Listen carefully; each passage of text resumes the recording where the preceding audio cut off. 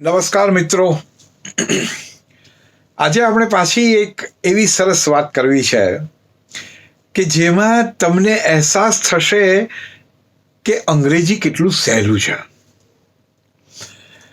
આ એવું જ એક ઉદાહરણ છે કે જે મારો જાત અનુભવ છે.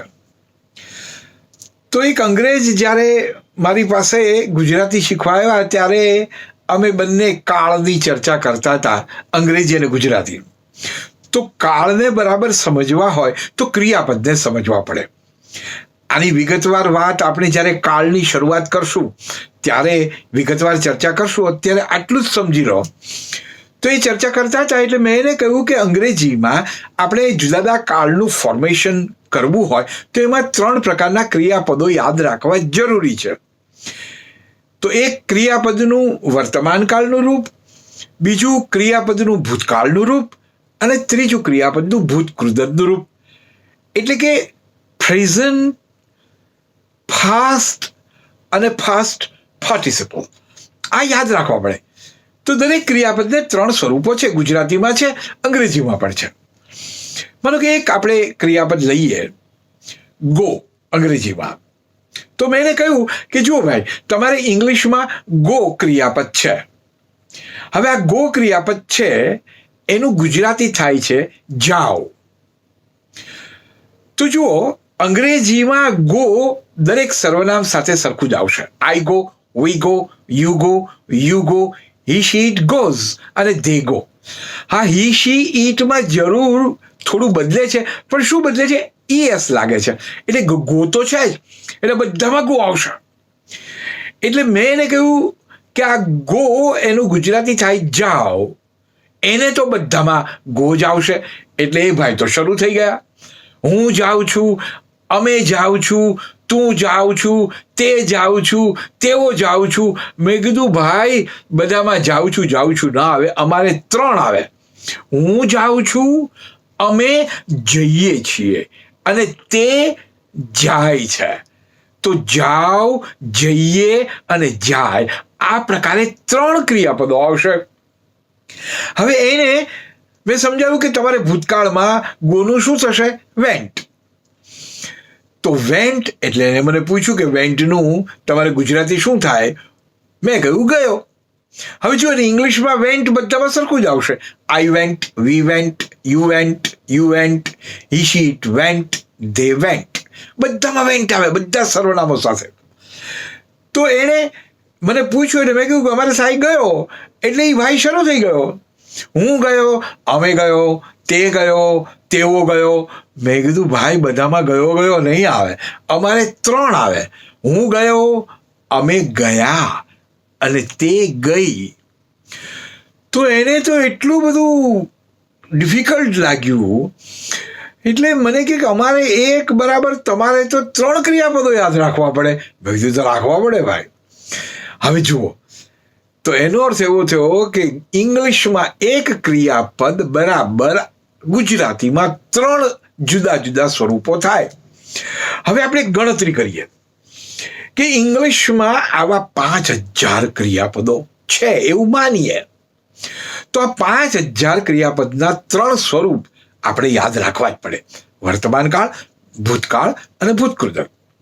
તો એનો અર્થ એવો થયો કે ટોટલ 15000 થયા. હવે આપણે ગુજરાતીની વાત કરીએ તો ગુજરાતીમાં એક ક્રિયાપદના 3 સ્વરૂપ છે.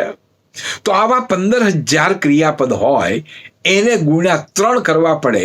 એટલે આપણા ગુજરાતીના થયા 45000. હવે ઇંગ્લિશમાં ટોટલ જો આપણે ગણીએ તો 15000 થાય, ગુજરાતીમાં 45000 થાય. પણ હું આપને એક આજે રસ્તો બતાવી દઉં કે ઇંગ્લિશના 15000 ક્રિયાપદો યાદ રાખવાની જરૂર નથી, માત્ર 100 જ યાદ રાખવાના. આ 100 ક્રિયાપદો અંગ્રેજીમાં એવા છે કે જેનું વર્તમાન કાળ, ભૂતકાળ અને ભૂતકૃદંત અલગ અલગ છે. યાદ રાખવું પડે. રાઇટ વર્તમાન કાળ, રોટ ભૂતકાળ, રિટન ભૂતકૃદંત, ફાસ્ટ પાર્ટિસિપલ. એવી રીતે રન, રેન, રન, ડ્રિંક, ડ્રેન્ક, ડ્રંક. તો આવા અલગ અલગ છે. પણ એવા ઇંગ્લિશમાં માત્ર 100 જ છે.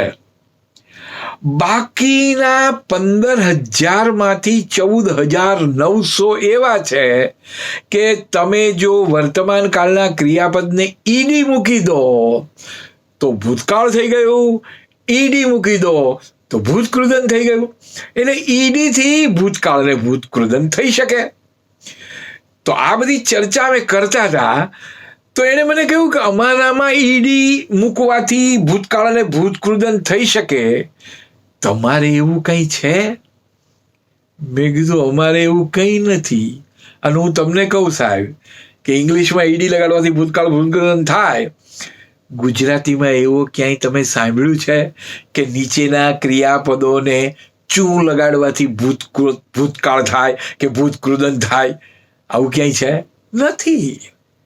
એનો અર્થ એવો થયો કે ગુજરાતી ભાષા તમારે જાણવી હોય તો 45,000 ક્રિયાપદો યાદ રાખવા પડે, અને ઇંગ્લિશમાં માત્ર 100 યાદ રાખવા પડે. તમે જ મને કહો કઈ ભાષા શૈલી? અને એટલે જ જે કોઈ લોકો ગુજરાતમાં આવે છે એ જન્મ્યા ગુજરાતમાં નથી, પણ ગુજરાતમાં આવે એટલે એને ગુજરાતી બોલવાનું થોડું થોડું શીખી લે, પણ એની તાકાત નથી કે એ ક્રિયાપદ સાચું બોલે. એ પછી એમ જ કહેશે તમને કે હું ગાંધીનગર ગયું તું. હવે ગયો, ગયું, ગયા, ગઈ, આજે જે બધા સરસ મજાના ફેરફારો છે એ એને ખ્યાલ નહીં આવે. એટલે જ કહું છું ગુજરાતી ભાષા બહુ સમૃદ્ધ છે, અને તમે લોકોએ કેટલું સરસ યાદ રાખ્યું છે. અને વિચાર તો કરો, આ ભૂતકાળના કે ભૂતકૃદનના ક્રિયાપદોનો ઉપયોગ સામાન્ય જે લખતા વાંચતાય નથી આવડતું, જે સ્કૂલમાં ગયો જ નથી, એને 45,000 ક્રિયાપદો આવડે છે. આપણા ઘરે છાપું નાખવા આવે છે, એને કોઈ દિવસ તમને એવું કહ્યું કે સોરી કાલે હું છાપું નાખવા ના આવ્યો કારણ કે હું ભૂતકાળનું ક્રિયાપદ ભૂલી ગયો હતો? એવું નથી. એને 45,000 ક્રિયાપદો યાદ છે. બોલો, છે ને કેટલું અંગ્રેજી સહેલું. તો જોતા રહો આ ચેનલ, સબસ્ક્રાઈબ કરો, તમારા મિત્રોને શેર કરો, અને જુઓ ધીમે ધીમે અંગ્રેજીમાં આપણે કેટલા સમૃદ્ધ બનતા જશું. અને બહુ આસાન છે, કારણ કે તમે ગુજરાતી જાણો છો. એટલે જે ગુજરાતી જાણે છે એના માટે અંગ્રેજી સાવ સહેલું છે. તમે સમજી ગયા ને? એટલે જોતા રહેજો. ફરીથી મળશું અને પાછા આપણે એક અગત્યની બીજી જે વાતો અંગ્રેજીની છે એ જાણવા માટે મળીશું. Thank you.